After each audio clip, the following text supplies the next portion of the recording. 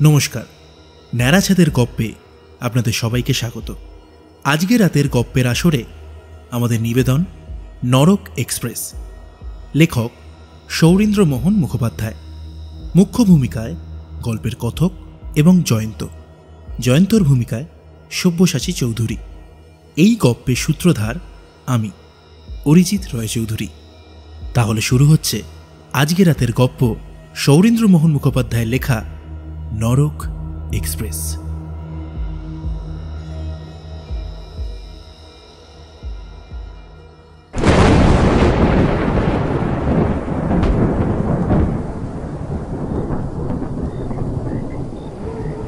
জলটা চেপে এলো। ঝড়ের ধাক্কায় দৌড় জানালাগুলো কেঁপে কেঁপে উঠছে। রাত 10টা বেজে গেছে, তখনও আমরা বসবার ঘরে বসে আড্ডা দিচ্ছি। জয়ন্ত, আমি আর সুরমা। আজ আর তোমার যাওয়া হয় না ভাই জয়ন্ত। এই নিয়ে বার সাথে কোনো নয় করা হলো জয়ন্তকে। সুরমা কথায় ঝাঁঝ মিশিয়ে কৈফিয়ত চাইল। আজ এই রাক্ষসী রাতে রওনা না হলে কি আপনার মহাভারত অশুদ্ধ হয়ে যাবে? বলুন তো জয়ন্তবাবু। 2 দিনের করারে এসে 8 দিন রয়েছি বৌদি। এরপর শেষকালে প্রহারে না ধনঞ্জয় করবেন, সেটা না আপনাদের দিক থেকে শোভন আর না আমার দিক থেকে বাঞ্ছনীয় হবে। গম্ভীরভাবে কথা বলে একটা পান মুখে পুড়ল জয়ন্ত। তার কথা বলার ধরন দেখে আমি হো হো করে হেসে উঠলাম। জয়ন্ত সত্যি। সুরমারও ঠোঁটের কোণে দেখা গেল হাসির ঝিলিক। কিন্তু জয়ন্ত, সত্যি করে বলো তো, এই দুর্যোগের রাতে দেরাদুন এক্সপ্রেসে চাপতে তোমার ভয় হবে না? ঈশ্বর না করুন, এই অ্যাক্সিডেন্ট তো হামেশাই হচ্ছে।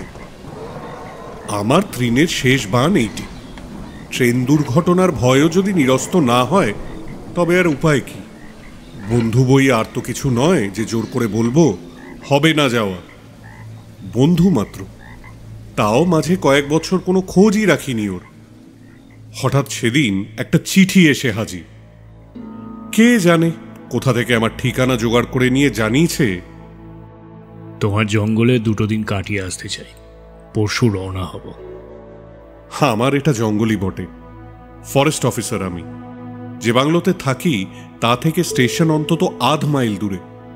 রাস্তা পাকা বটে, কিন্তু নিরাপদ নয়। রাত্রে বুনো হাতি চলাচল করে, আর সাপ অগুন্তি। জয়ন্ত এসেই উৎফুল্ল হয়ে উঠল।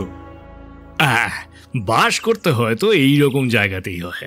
একেবারে আইডিয়াল নিভৃত বাস। বেশ আছো হে তোমরা।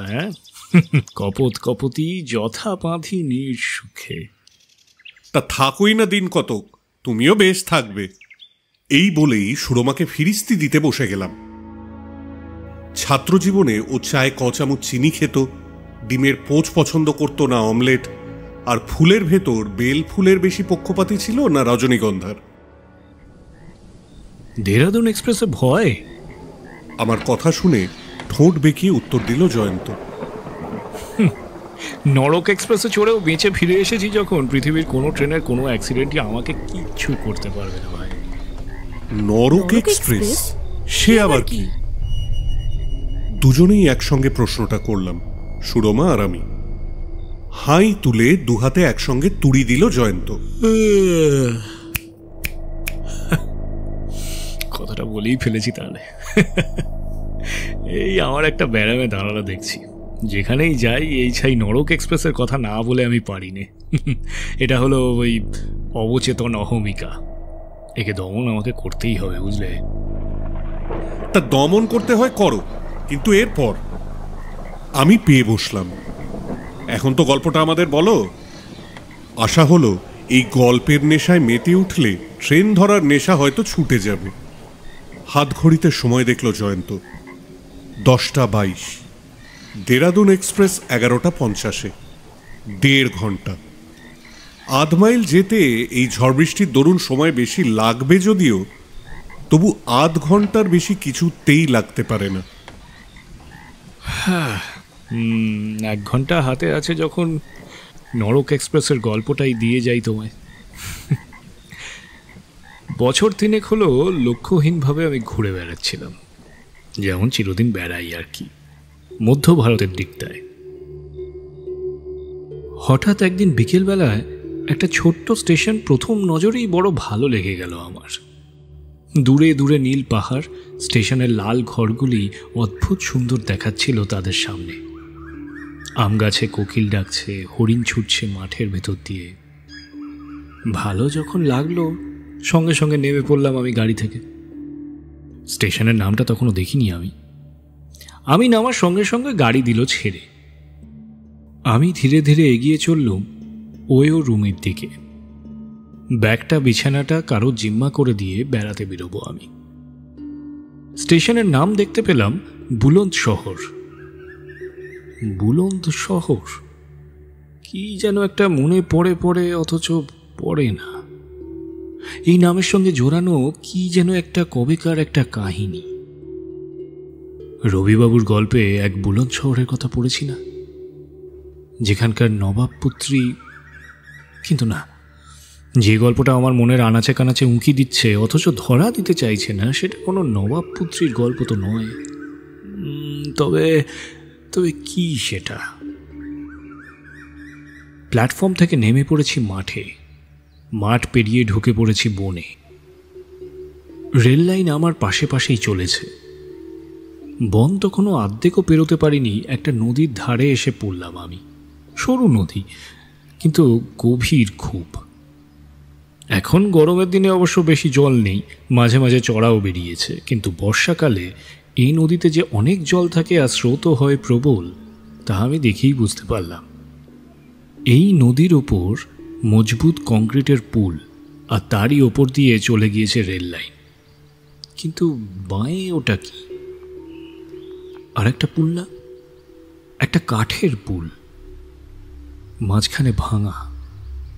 অর্থাৎ হাত 10-12 জায়গায় না আছে কাঠ, না আছে লোহা, না আছে থাম, না আছে লাইন। বেশ বোঝা যায় যে এইটি এই নদীর আদি পুল ছিল। এককালে এই পুল দিয়েই রেল লাইন পার হতো। যা এতক্ষণ আমার কিছুতেই মনে পড়ছিল না, তা চট করে এইবার মনে পড়ে গেল আমার। বুলন্দ শহর, এই সেই বুলন্দ শহর। 3 বছর আগে এই স্টেশনে এই নদীর ওপরেই এক ভয়াবহ ট্রেন দুর্ঘটনা ঘটেছিল। এক দুর্যোগের রাত্রে এই কাঠের পুলটা ভেঙে গোটা একখান ট্রেন পড়ে গিয়েছিল নদীর জলে। একটি প্রাণীও বাঁচেনি সেই ট্রেনের।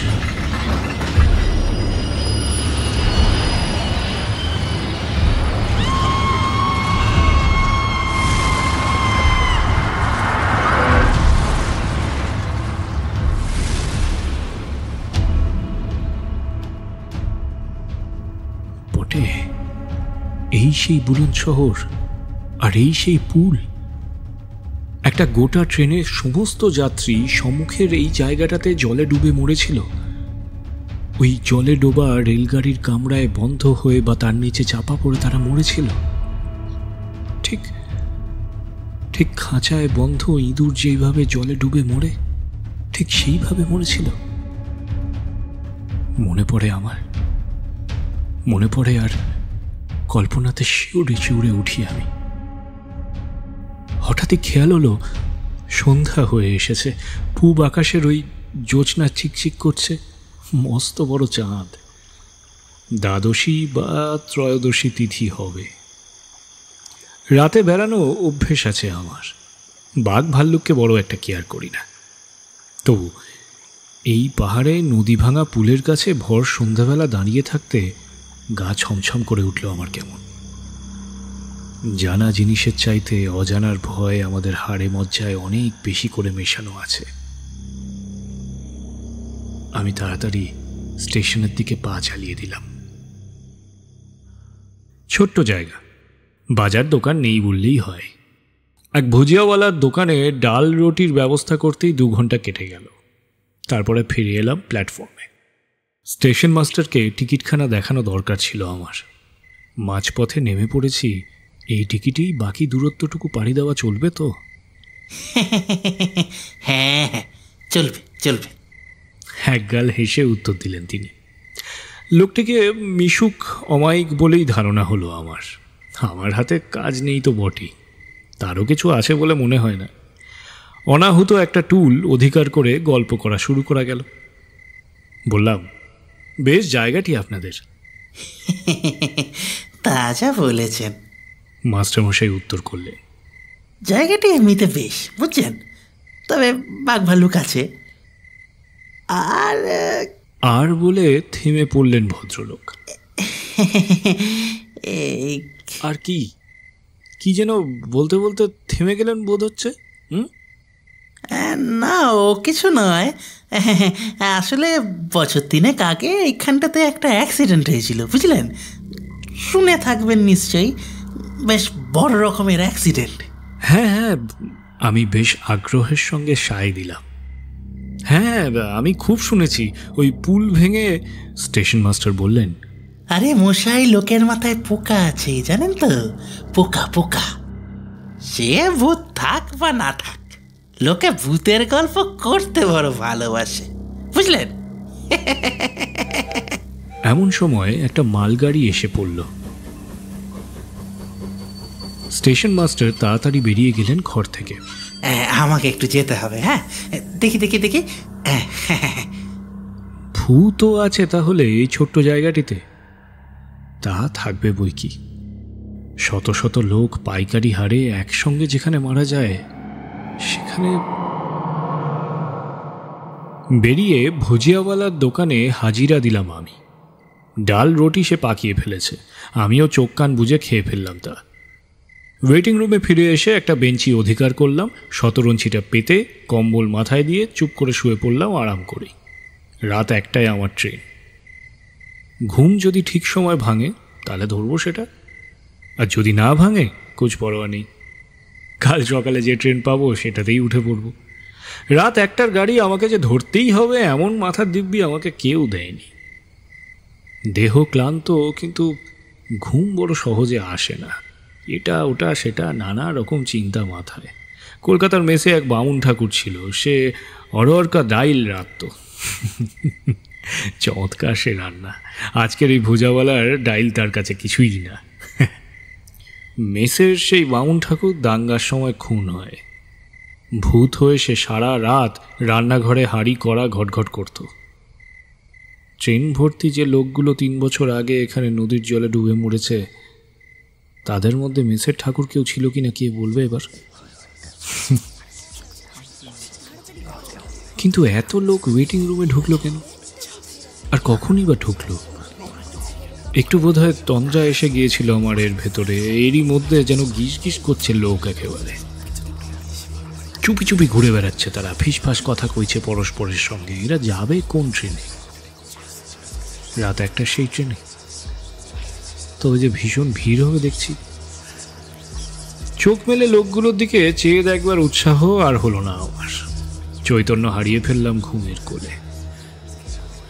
কে জানতো যে এই ঘুম কাল ঘুম। কতক্ষণ যে এই কাল ঘুমে অজ্ঞান হয়েছিলাম তা আমি জানি না।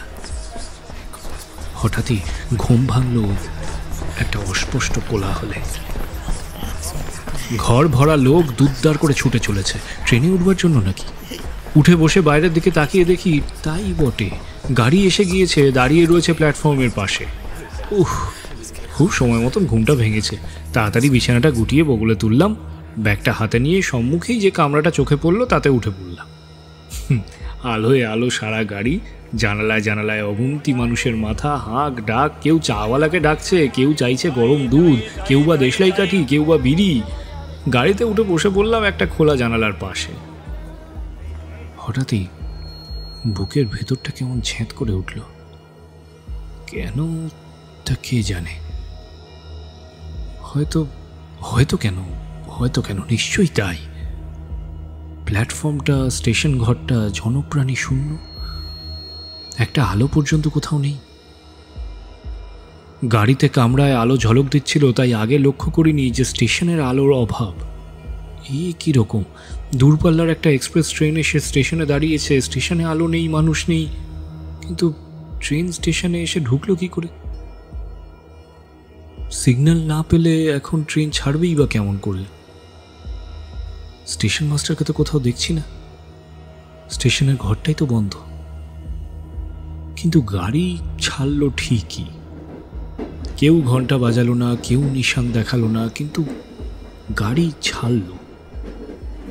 ঘটাং ঘট, খটখটাং, খটাং ঘট, খটখটাং, খটাং ঘট, খটখটাং।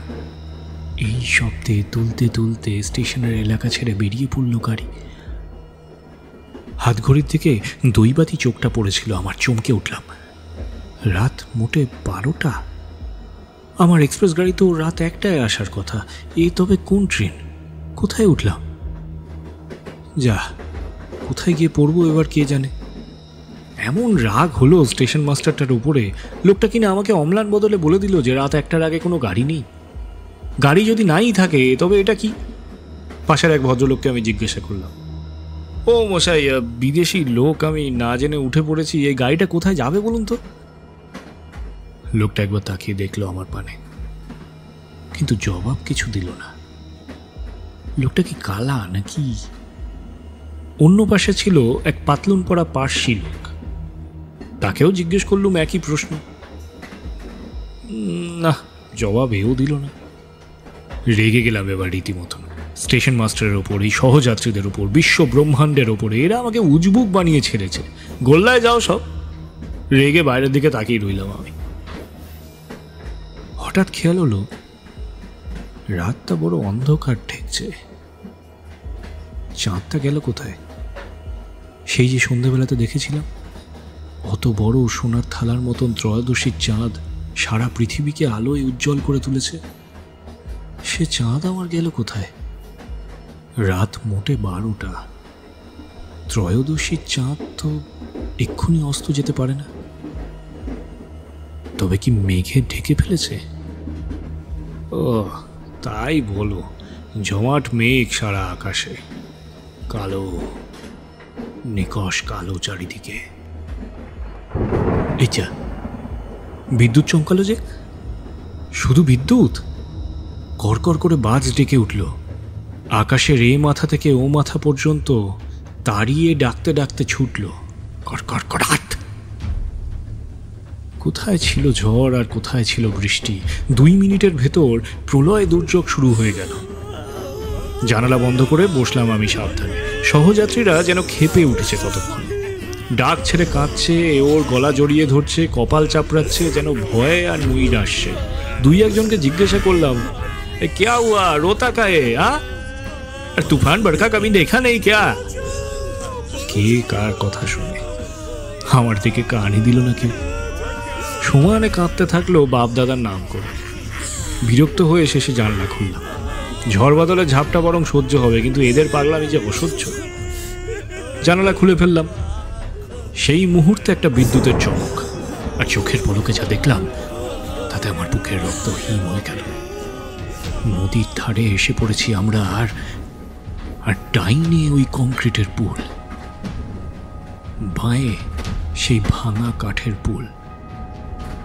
আমাদের ট্রেন কংক্রিটের পুলের দিকে গেল না, বাঁয়ে মোড় খেয়ে তীর বেগে ছুটল কাঠের পুলের পানে।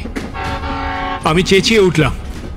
গাড়ি ভর্তি 50টা লোকের ভয়ার্ত রোদনের ওপরেও আমি শুনতে পেলাম আমার নিজের সেই চিৎকার।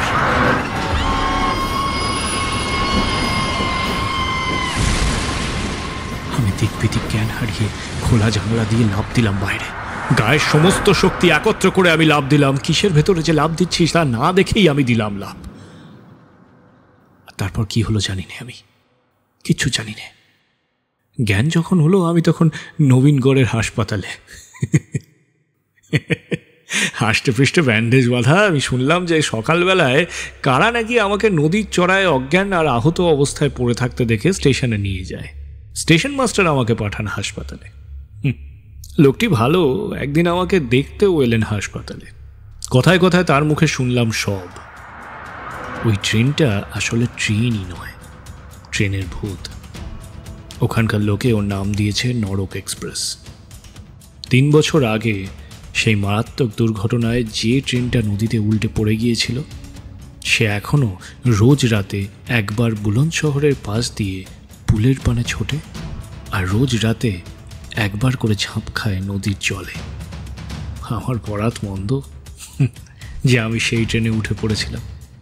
আবার আমার বরাত ভালো যে নরক এক্সপ্রেসও আমাকে নরকে পৌঁছতে পারেনি।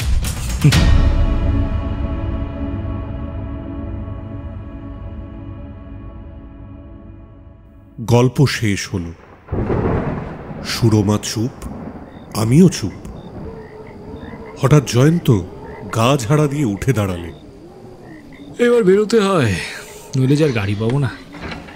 সত্যি এই জলঝড়ে আর কথা ফুটল না আমার। সে রাত্রের ঝড় এর থেকে একটু বেশিই ছিল ভাই। শুধু কি আর জলঝড়, চারিদিকে ঘিরে ছিল নরকের অধিবাসীরা, সামনে ছিল মৃত্যুর হাতছানি। সেখান থেকে যখন ফিরে আসতে পেরেছি তখন কিছু ভয় করো না, আমি ঠিক পৌঁছে যাবক্ষণ। এলাম। বেরিয়ে পড়ল জয়ন্ত। তার বর্ষাতি মোড়া সুদীর্ঘ দেহটা অচিরেই হারিয়ে গেল বর্ষার ঘন ছিকের আড়ালে।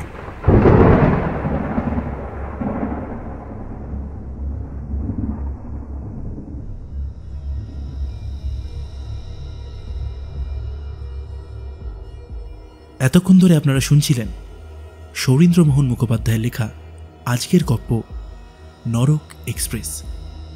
গল্প পাঠে সৌমি সুব্র গাঙ্গুলি, সুরমার ভূমিকায় তনুশ্রী সাহা, জয়ন্তর ভূমিকায় সব্যসাচী চৌধুরী, স্টেশন মাস্টার এবং গল্পের সূত্রধার আমি অরিজিৎ রয় চৌধুরী। ধ্বনি পরিকল্পনা এবং সমগ্র মিশ্রণে সন্দীপ দেবনাথ ও সৌম্য মুখার্জি। আশা করি আজকে আমাদের গল্প আপনাদের ভালো লেগেছে। তাহলে আগামী সপ্তাহে দেখা হচ্ছে, কথা হচ্ছে নতুন কোনো গল্পের সাথে, শুধুমাত্র ন্যাড়াছাদের গল্পে।